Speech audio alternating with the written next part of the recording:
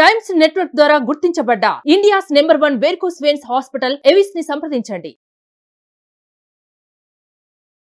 Welcome to Suman TV. నేను మీ Suman TV Nag. Kolkata ఇన్సిడెంట్కి సంబంధించినటువంటి వాటిల్లో కవితా సర్కార్ అనేటువంటి అడ్వకేట్ సంజయ్ రాయ్ని డిఫెండ్ చేస్తూ తన వైపు వాదించడం చేస్తూ ఉన్నారు. అయితే కొన్ని కీలక అంశాలను బయట పెట్టడం జరిగింది. ఈ ప్రాసెస్లోనే భాగంగా ఏ విధంగా అయితే సంజయ్ రాయ్ని కస్టడీలోకి తీసుకొని ఇంట్రాగేట్ చేసి ఇన్ఫర్మేషన్ ఏ విధంగా అయితే తీసుకున్నారో అదేవిధంగా తన ఫ్రెండ్ని కూడా తీసుకొని, అంటే తనతో పాటు కొలీగ్ సివిక్ వర్కర్ పర్సన్ ఎవరైతే ఉంటారో సో అతన్ని కూడా కస్టడీలోకి తీసుకొని ఇంట్రాగేట్ చేస్తే కొన్ని విషయాలు బయటికి రావడం జరిగింది.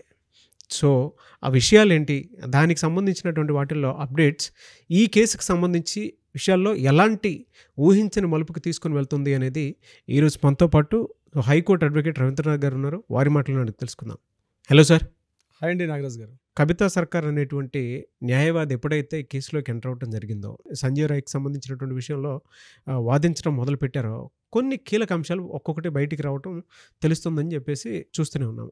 ఆ విషయాలు ఏంటి? నిన్న ఆగస్టు 24 కవితా సర్కార్ ఎప్పుడైతే సంజయ్ రాయ్ని జ్యుడిషియల్ కస్టడీలో తీసుకున్న తర్వాత తన కంప్లీట్గా సంజయ్ రాయ్తో మాట్లాడారు. ఇప్పటివరకు మనం సిబిఐ ఇంటరాగేషన్ విన్నాం, సిట్ వెర్షన్ విన్నాం, లోకల్ స్టేట్ పోలీసుల తరగతి వెర్షన్స్ విన్నాం.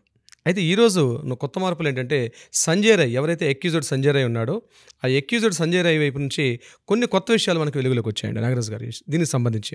అయితే ఎక్యూజ్డ్ సంజయ్ రాయ్ జ్యుడిషియల్ కస్టడీలో తీసుకునే ముందు కోర్టులో ప్రవేశపెట్టినప్పుడు బోరును ఒకసారి ఏడ్చాడటండి. ఒకసారి గట్టిగా ఏడ్చి, నేను చాలా ఇన్నోసెంట్ని, నన్ను ఈ కేసులో ఇరికించారు, నాకు ఈ విషయంలో ఏమీ తెలియదు అని ఒక ఇన్నోసెంట్గా మాట్లాడడం జరిగింది. ఆ సంఘటన తర్వాత ఎవరైతే న్యాయవాది కవితా సర్కార్ తనతో మాట్లాడారో మరికొన్ని కీలక అంశాలను బయటకు వచ్చాయి. అందులో ముఖ్యంగా ఆగస్టు 8వ తేదీ నుంచి ఆగస్టు 9వ తారీఖు వరకు ఈ సంజయ్ రాయ్ ఎవరెవరితో కలిశాడు, ఎలా కలిశాడు అనే విషయాల్ని వీళ్ళ ఫ్రెండ్, అతను కూడా సివిక్ వర్కరే, సంజయ్ రాయ్ తనగా క్లోజ్మేట్, ఇతను ఆగస్టు 8, 9 తారీఖులు అతను కూడా ఇంట్రాగేషన్ చేస్తున్నారు. అతను కూడా పాలిగ్రఫీ టెస్ట్ని కూడా చేశారు. అతను కూడా ఈరోజు ఈయనతో పాటు జైల్లో ఉన్నాడు. అతను కూడా అంటే నిందులు దొంగతో ఉంటే దొంగ కూడా వీళ్ళు కూడా మంచి వాళ్ళు కూడా ఉండాల్సిన పరిస్థితి వస్తుంది. సో ఈరోజు ఆ ఫ్రెండ్ చెప్పిన విషయాలు మనం కొంత విపులీకరించే ప్రయత్నం చేద్దాం. అతను చెప్పిన విషయం ఏంటంటే ఆగస్టు 8వ తేదీ మధ్యాహ్నం 1:30కి నేను ఆర్జీకర్ హాస్పిటల్కి వెళ్ళాను. అక్కడ నేను ఈ సంజయ్ రాయ్ని కలిశాను. ఇద్దరం కలిసి బైక్ మీద మేము అక్కడి నుంచి వచ్చి సోనాగచ్చి ప్రాంతానికి వెళ్ళాం. బిఫోర్ మేము వెళ్తూ మధ్యలో వడాపావ్ ఇట్లాంటి కొన్ని తినుకుంటూ మేము అక్కడే తిరిగాము. అయితే ఆ రోజు డ్యూటీకి వెళ్ళడానికి ఏమాత్రం ఇష్టపడలేదు సంజయ్ రాయ్. నాకు ఈరోజు డ్యూటీకి వెళ్ళడానికి ఇష్టం లేదని చెప్పి ఎన్నోసార్లు చెప్పాడు. కానీ నేనే ఆయన మందలించాను. చాలా లీవ్స్ తీసుకున్నాను, ఖచ్చితంగా నేను డ్యూటీకి వెళ్ళాలని చెప్పడం జరిగింది. అలా ఈవినింగ్ వరకు మేము తిరుగుతూ ఈవినింగ్ అరౌండ్ 6:30, 7 o'clockలో మేము మరలా సోనాగచ్చి ప్రాంతానికి వెళ్ళాం. అక్కడ నుంచి అక్కడ ఒక 2 hours స్పెండ్ చేసాం. అక్కడ నుంచి మరలా మేము చోట్ల అనే ప్రాంతానికి వెళ్ళాం. అక్కడ కూడా అయిపోయిన తర్వాత నేను అరౌండ్ 10:30, 11 o'clockకి నేను డ్రాప్ చేశాను ఇతని హాస్పిటల్ దగ్గర. డ్రాప్ చేసేసి మరలా నేను వెనక్కి వచ్చేసాను ఆగస్టు 8వ తారీఖు రాత్రి. ఆ తర్వాత ఏం జరిగిందో నాకు తెలియదు. ఇది ఆయన చెప్పిన విషయాలు. ఆగస్టు 9వ తారీఖు మా బ్రదర్కి హెల్త్ బాగాలేదు, ఇదే ఆర్జీకర్ హాస్పిటల్లో చూపించడానికి అవసరం ఉంది, అపాయింట్మెంట్ ఉందని చెప్పి నేను మార్నింగ్ కంటిన్యూస్గా కాల్ చేశాను. కానీ సంజయ్ రాయ్ ఫోన్ లిఫ్ట్ చేయలేదు. కంటిన్యూస్గా నేను ఫోన్ చేసి లిఫ్ట్ చేయలేదు. 12:30 ఆ ప్రాంతంలో ఫోన్ లిఫ్ట్ చేశాడు. లిఫ్ట్ చేసిన తర్వాత నేను మాట్లాడిన మాటలో హాస్పిటల్ దగ్గర చాలా హడావుడిగా నడుస్తుంది, ఏం జరిగిందని అడిగాను. నేను అడిగితే చాలా సాధారణంగా, చాలా సంతోషంగా, అది నీకు ఎందుకు లేరా ఆ విషయం అని చెప్తూ నా ఫోన్ కట్ చేశాడు. అరే ఈరోజు మనం హాస్పిటల్కి వెళ్ళాలి, మా బ్రదర్ని చూపించాలి, నువ్వు కూడా రా హాస్పిటల్కి అంటే నేను ఆ హాస్పిటల్కి రాను అని చెప్పాడు. నేను మరలా 2:30 ఆ ప్రాంతంలో, నాకు తెలియదు ఇతనే అందులో ఈ కల్ప్రిట్, అతను కూడా నా ఫ్రెండ్ అని ఉన్నాడు విషయం నాకు తెలియదు, డౌట్ పడుతున్నారు. నేను 2:30 ఆగస్టు 9వ తారీఖు మధ్యాహ్నం 2:30 ప్రాంతంలో నేను వెళ్ళి కలిశాను. మరలా మేము ఇద్దరం కలిసి లిక్కర్ తీసుకుని 5:30 టైంలో నేను అక్కడి నుంచి మరలా వెళ్ళిపోయాను. పోలీసుల తర్వాత జరిగిన సంఘటన అంతా మనకు తెలిసిందే. ఇది తను చెప్పినటువంటి డీటెయిల్ చేసిన విషయాలు. సో ఆ రాత్రి ఆగస్టు 8 మధ్యాహ్నం రాత్రి 11 నుంచి మార్నింగ్ వరకు, ఉదయం 10 గంటల వరకు ఏం జరిగిందో నాకు తెలియదు అని చాలా ఇన్నోసెంట్గా చెప్పాడు సంజయ్ రాయ్ యొక్క ఫ్రెండ్. అతనికి కూడా పాలిగ్రాఫ్ టెస్ట్ చేస్తున్నారు, అతన్ని కూడా కస్టడీలో తీసుకున్నారు. మిగిలిన విషయాలు ఇంకేమంటే మనకు ముందుగా తెలుస్తుంది. ఈ విషయాన్ని కట్ చేస్తే సంజయ్ రాయ్ని ఎప్పుడైతే జ్యుడిషియల్ కస్టడీలో తీసుకున్నారో ఈయనకి సంబంధించినటువంటి ఒక 53 ఐటమ్స్, అంటే ఇన్క్రిమినేటింగ్ ఐటమ్స్ అంటారు, అంటే నేరస్తునికి సంబంధించిన వస్తువులు, నేరం చేయడానికి పురుగొలిపిన వస్తువులు. అంటే ఏంటి, ఏ రోజైతే ఆయన ఉన్నటువంటి జీన్ ప్యాంట్ ఉంది, అలాగే షర్ట్ ఉంది, ఆయన తాలూకా హెల్మెట్, అరౌండ్ ఇంక్లూడింగ్ ఆయన బైక్ని కూడా సీజ్ చేశారు. స్టేట్ పోలీసులు ముందు రోజు సీజ్ చేశారు అవన్నీ కూడా. దీంతో పాటు ఆయనకున్న వాచ్, ఆయనకి ఇంటికి వెళ్ళిన తర్వాత ఆయన తలకి ఇన్నర్స్ కూడా నాగరాజు గారు ప్రతి ఐటమ్ని టోటల్గా 53 ఐటమ్స్ని వీళ్ళు సీజ్ చేశారు లోకల్ పోలీసులు. ఇవన్నిటిని కూడా నిన్న సిబిఐలో హ్యాండ్ ఓవర్ చేయడం జరిగింది. మొబైల్ని హ్యాండ్ ఓవర్ చేసుకున్నారు. మొబైల్ని క్లోన్ టెస్ట్ కింద పంపిస్తే మొత్తం టోటల్ డేటాను డౌన్లోడ్ చేశారు.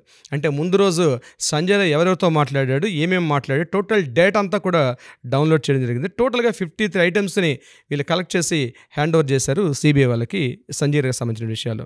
ఇక సంజయ్ రాయ్ని ఎప్పుడైతే అరెస్ట్ చేసి జ్యుడిషియల్ కస్టడీ అయిపోయిన తర్వాత నిన్న సాయంత్రం అంటే August 24 ఈవినింగ్ 6:30 తర్వాత ప్రెసిడెన్షియల్ బ్యారెక్ అని ఒకటి ఉంటుంది కలకత్తా సెంట్రల్ జైల్లో. ఆ బ్యారెక్లో ఈయనకి పెట్టారు. కానీ ఇక్కడ ఒక విషయం గుర్తుపెట్టుకో నాగరాజు గారు, ఆయన పెట్టిన బ్యారెక్ విఐపి వార్డ్.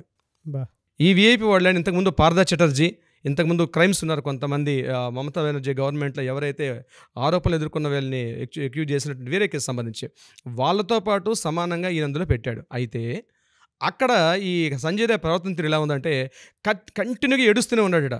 నన్ను 2 వారాల పాటు నన్ను టార్చర్ చేస్తున్నారు, నాకు నిద్ర లేదు, నేను డే అండ్ నైట్ 14 days నన్ను మీరు టార్చర్ చేస్తున్నారు, నన్ను నిద్రపోనియండి అని చెప్పి గట్టిగా అరుపులటండి బ్యారెక్లో. ఆయన ఉన్నటువంటి బ్యారెక్లో అరుపులు కూడా రికార్డ్ చేశారు సిబిఐ వాళ్ళు. ఆయన ఎలోన్గా పెట్టారు, నైట్ ఫుడ్ ఇచ్చారు, డ్రెస్ ఇచ్చారు, వాటర్ గ్లాస్తో వాటర్ ఇచ్చారు ఆ ప్రాంతానికి. అవి తప్ప వేరే వస్తువులు ఆయన దగ్గర పడి, ఎందుకంటే సూసైడ్ చేసుకునే ఉంటాయి కాబట్టి ఏవైతే సూసైడ్కి సంబంధించిన లేని విషయాలు అక్కడ పెట్టి దూరం వస్తే నన్ను నిద్రపోనండి. నన్ను నైట్ కూడా పాలిగ్రాఫ్ టెస్ట్ కోసం అని చెప్పి జ్యుడిషియల్ కస్టడీలో ఉన్నటువంటి కవితా సర్కార్ సమక్షంలో జరపడానికి వెళ్తే టెస్ట్కి ఇప్పుడు నేను రెడీగా మిడ్ నైట్ వద్దు, రేపు మార్నింగ్ పెట్టండి, నేను నిద్రపోవాలి. చూడండి, ఒక నిందితుడు అంత క్రూరత్వంగా మనకందిన ఇన్ఫర్మేషన్ ప్రకారం చెప్తున్నానండి, చేసిన వ్యక్తి ఒక నిద్రకి ఎట్లా అరుస్తున్నాడు ఆయన చూడండి బ్యారిక్స్లో ఉన్నట్ట.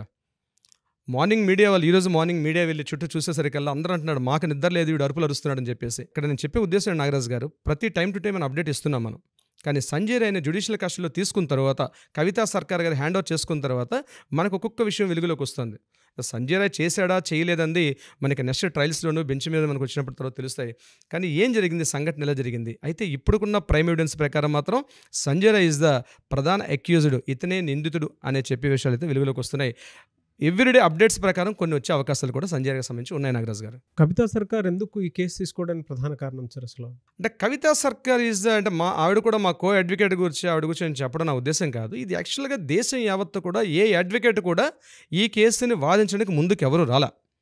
అయితే శారదా కోర్టులో ఏం జరిగిందంటే ఎవరో ఒక అడ్వకేట్ రిప్రజెంటేషన్ చేయాలి. అక్యూజ్డ్ అయినా సరే ఆయన కూడా కొన్ని రైట్స్ ఉంటాయి.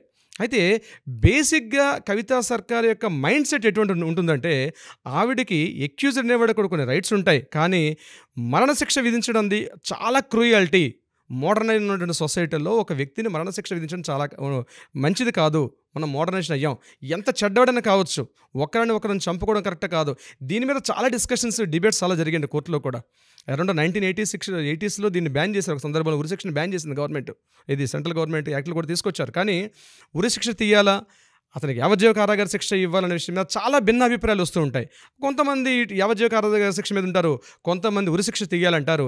అయితే కవితా సర్కార్ యొక్క యాటిట్యూడ్ ఎలా ఉంటుందంటే నిందితుడికి కూడా రైట్స్ ఉంటాయి, కానీ యావజ్జీవ కారాగార శిక్ష కన్నా మించిన శిక్ష లేదు కాబట్టి ఉరిశిక్ష తీసే అధికారం సాటి మానవుడిగా లేదు, ముందు హ్యూమానిటీ వాల్యూస్ ఉండాలి అని వాదించే వ్యక్తిలో కవితా సర్కార్ ఒకరు. బ్యాక్గ్రౌండ్ సార్, అంటే జనరల్ బ్యాక్గ్రౌండ్ తంది. షీ ఈజ్ యాక్చువల్గా లోకల్గా కలకట్టాలో ఉన్నటువంటి ఒక మ్యాన్షన్స్ అక్కడ లా కాలేజ్ కంప్లీట్ చేశారు. అక్కడ నుంచి ఆవిడ తన లా డిగ్రీ అంతా కంప్లీట్ చేశారు. అక్కడ తనకి సివిల్ కేసెస్లో చాలా ప్రావీణ్యం సంపాదించుకున్నారు. ముఖ్యంగా 6 points మనం చెప్పుకోవచ్చు ఆవిడ. ఇది ఫస్ట్ ఏంటంటే కవితా సర్కార్ శారదా కోర్టు ఆవిడకి జ్యుడిషియల్ కస్టడీలో అంటే అక్యూజ్డ్ తరపున డిఫెన్స్ లాయర్గా అపాయింట్ చేయడం జరిగింది. First point. Second number 2 point అంటే ఈవిడ అక్కడ హుగ్లీ మెన్షన్స్ లా కాలేజ్ నుంచి ఈవిడ సెకండ్ పట్టా పొందారు.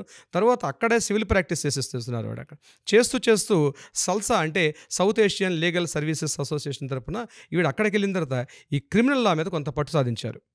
ముఖ్యంగా ఈవిడ ఏంటంటే కోర్టులో 4th పాయింట్ మనం చెప్పుకునేది, కోర్టులో ట్రయల్స్లో ఉండేటప్పుడు జడ్జిమెంట్ డిక్లేర్ చేసేస్తారు.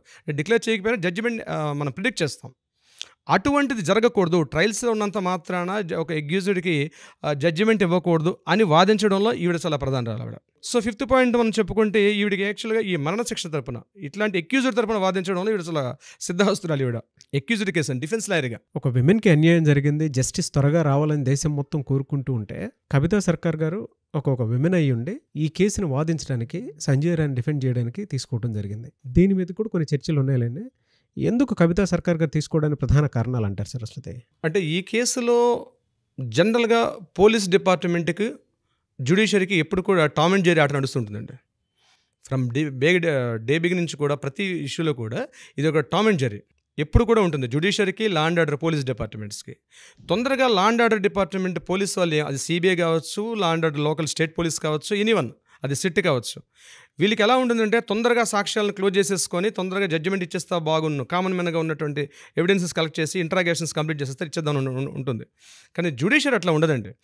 Each and every pin point all of సెగ్మెంట్స్లో కూడా కలెక్ట్ చేసే టోటల్ ఇన్ఫర్మేషన్ తీసుకునే ఉద్దేశాలు ఉంటారు. అయితే మనందరికీ కనిపిస్తున్న పాయింట్ ఇక్కడ ఎక్యూజ్డ్ సంజయ్ రాయ్ అనే మనకు కనిపిస్తుంది. కానీ అసలు విషయం సంజయ్ రాయ్ కాదు, దీని వెనకాలేవో పెద్ద చేపలు ఉన్నాయి. ఇది బహుశా కవితా సర్కార్ తాలూకు ఇంటెన్షన్ నేను అనుకుంటానండి. యాక్చువల్గా యాజ్ ఎ హ్యూమన్ బీయింగ్గా మనం కూడా అనుకుంటాం, తొందరగా ఎక్యూజ్డ్కి ఉరిశిక్ష వేసిస్తే బాగున్ను, ఆవిడ ఆత్మశాంతిస్తుంది, విక్టిమ్కి న్యాయం జరుగుతుంది, ఇట్లాంటివి మనం అనుకుంటాం యాజ్ ఎ కామన్ మెన్గా. బట్ కవితా సర్కార్ యొక్క ఇంటెన్షన్ ఏమేమి ఉండొచ్చు నేను అనుకుంటున్నానంటే, బహుశా కవితా సర్కార్కి ఏంటంటే she a daring dashing women అండి. డెఫినెట్గా విక్టిమ్కి అన్యాయం జరిగింది, కానీ ఈ కేసును తొందరగా ఎక్యూజ్డ్ సంజయ్ రాయ్ మీద చూపించేసి సంజయ్ రాయ్ని ఉరిశిక్ష తీసేస్తే నెక్స్ట్ జరగాల్సింది ఇందులో చాలా పెద్ద పెద్ద చేపలు, పెద్ద తలకాయలు, చాలా ఒక బ్యూరోక్రాట్స్, ఒక వ్యవస్థ ఉంది, వాళ్ళని కూడా వెలుగులోకి తీసుకొని రావాలి అని బహుశా అయి ఉండొచ్చు నా అభిప్రాయం. అందుకని బహుశా కవితా సర్కార్ ఇమీడియట్గా జ్యుడిషియల్ కస్టడీలో ఆవిడ ఇంట్రాగేషన్ చేయడం, కొత్త విషయాలు వెలుగులోకి తీసుకున్నాడు. ఎందుకంటే ఆయన ఒపీనియన్ కూడా, ఆయన వాయిస్ని కూడా మీడియాలో బయటకు రావాలి. ఈరోజు సంజయ్ రాయ్ ఏమనుకుంటున్నాడు, ఎగ్జాక్ట్ జరిగింది, ఇప్పటివరకు మీడియా వెర్షన్ విన్నాం, అనేది పోలీస్ వెర్షన్స్ విన్నాం, సంజయ్ రాయ్ వెర్షన్ కూడా వినాలి కదా. ఆవిడ తీసుకోవడం వల్ల మనకి ఈ విషయాలు బయటకు వచ్చాయి. ఈరోజు వాళ్ళ ఫ్రెండ్ ఏం చెప్పాడు, అసలు ఆ కోర్టులో ఏం జరుగుతుంది, ఈయన ఏ బ్యారెక్లో ఉన్నాడు, ఏ సిచ్యువేషన్లో ఉన్నాడు అన్న విషయం కూడా మనకి తెలుస్తుంది. డెఫినెట్గా ఇవన్నీ కూడా రేపు సుప్రీంకోర్టులో ముందు పెట్టేటప్పుడు ట్రయల్స్లో ఈచ్ అండ్ ఎవ్రీ పాయింట్ కూడా వ్యాలిడ్ పాయింట్ అవుతుంది.